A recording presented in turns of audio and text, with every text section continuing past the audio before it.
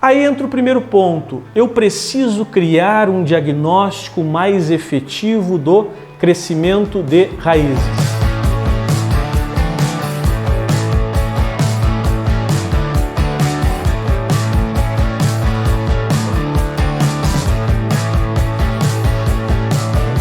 Em relação ao diagnóstico do crescimento de raízes, de maneira geral, se nós olharmos os manuais, a informação básica que tem é uma análise 0 a 10, 11 a 20.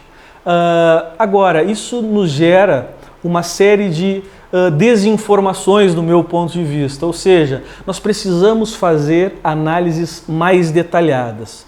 Lembre, de maneira geral, o meu posicionamento é o seguinte: aonde é possível, no cultivo da soja, eu preciso estabelecer um ambiente de crescimento de raízes que fique no entorno de 40 centímetros. Claro que pode acontecer, e existe em alguns locais do Brasil que é comumente observado esse tipo de situação, aonde nós temos um perfil de solo extremamente homogêneo em alguns locais, e mesmo assim as raízes não crescem, porque assim, de maneira geral, a soja se comporta da seguinte forma: entre V3 e V6 existe uma relação hormonal de determinação do que essa planta vai ser efetivamente quando crescer, certo?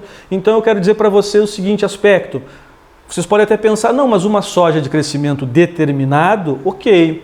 Mas uma soja de crescimento indeterminado, ela floresce e ela pode colocar 40%, 50% a mais de planta, verdadeiro. Mas a definição do que ela tem de potencial para crescer, sobretudo pela relação de dois hormônios produzidos, um no ápice das raízes, a citocinina, e outro no ápice da parte aérea, a auxina, essa relação define muito do que ela vai ser quando crescer. Então observem só, raiz de soja, a taxa de crescimento de plantas, de maneira geral, a taxa de crescimento ela vai estagnar no período reprodutivo. Então, em plena floração, como ela começa a mandar reservas em maior escala para a estrutura reprodutiva, o que cresce e o que morre de pelos radiciais fica elas por elas. Então eu tenho que entender que o crescimento em escala vai se dar até o maior fluxo de reservas para a floração. Agora, voltando à questão do diagnóstico. O que nós podemos fazer nesse sentido e entender melhor das raízes? Qual é a minha proposta diferenciada? Fazermos uma análise superficial. Aproximadamente 0 a 5, 6 a 10, ou um solo mais solto e depois outro até 10 centímetros. Por que fazer uma análise tão superficial? Sobretudo pela importância de dois elementos, cálcio e fósforo. Dois elementos que têm uma capacidade muito pequena de se movimentar no solo, por características de reatividade e movimentação. Eles têm as formas mais comuns de chegar em contato às raízes no fósforo, um processo chamado difusão. No cálcio, interceptação radicial. Mas nessas duas situações são os dois tipos de entrada em contato das raízes que precisam estar muito próximo das raízes. Outro ponto, são elementos fundamentais na divisão e na expansão de células. E são elementos altamente reativos no solo. Então, nesse sentido, o que eu preciso fazer? Ver, dentre essas duas camadas, se há uma discrepância muito grande da primeira para a segunda. Se houver, existem algumas situações práticas, às vezes onde eu observo 25 mg por decímetro cúbico de fósforo de 0 a 5 e de 6 a 10 está a metade ou menos do que esse valor.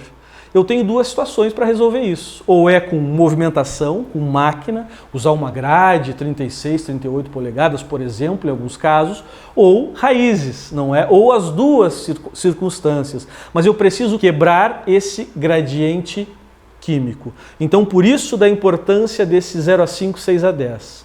Outra avaliação, 11 a 20. Essa para todos os elementos, macro, micronutrientes, alumínio tóxico, e de 21 a 40, com um foco mais especial em elementos de carga positiva, se porventura eu estou usando gesso com o objetivo de baixar elementos, para eu ter uma noção de como está o sulfato, como é que está o alumínio tóxico. Então eu fiz um diagnóstico um pouco mais detalhado quimicamente. Associado a esta avaliação, uma indicação que eu faço e nós conseguimos resultados efetivos com ela é a utilização do DRESS, essa ferramenta da Embrapa que tem por objetivo criar, como o nome diz, um diagnóstico rápido de estrutura de solo.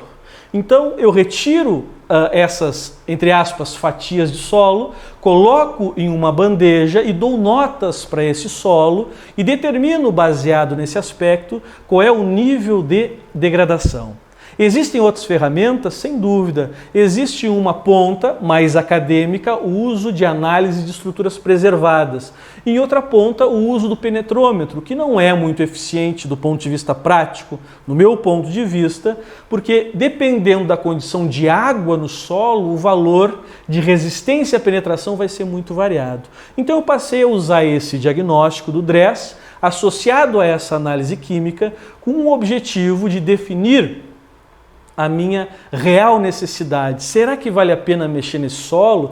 Será que vale a pena fazer uma escarificação? Será que essa movimentação ela deve ser mais agressiva, com uma grade para quebrar também um gradiente químico? Então esses são alguns aspectos e algumas possibilidades de entendimento, mas como qualquer diagnóstico, eu preciso ser mais assertivo. Então por isso dessa nossa indicação um pouco diferenciado do que vem sendo utilizado na agricultura brasileira.